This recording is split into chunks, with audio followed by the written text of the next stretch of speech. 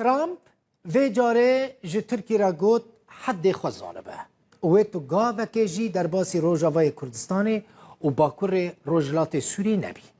سروک امریکا دونالد ترامپ وی جاره به تندی ترکیه تهدید کرد و گوت نابه در باسی روژاوای کردستان ببی، نابه آرامی لحرم خراب بکی، نابه شر دجی داعش لاواز و ضعیف بکی.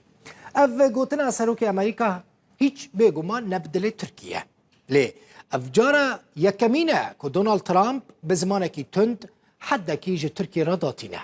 کوشکا سپی داخویانی که سروک امریکا دونالد ترامپ بلاف کرد که تعداد بیجه آمدکاری ترکیه جبو اپراسیون سربازی عسکری لباکور روجلات سوری دبن صدما لاوازبونا اپراسیون لدجی داعش هم لعراق و هم جی لسوری. روجلاتو باکور سوری جی روجاوای کردستان نافده بگومان.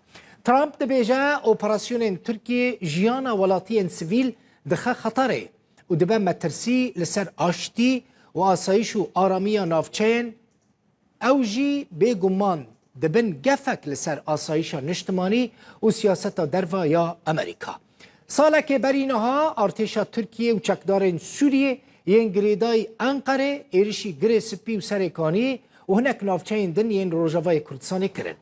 او ایرش بون صدما جان جدستانا به دهان کس و کوچبربونا به 10,000 کسین دن نهاجی او نافچه دبن دست حکومت ترکیه و چکدارین اپوزیسیونا سوری دانه.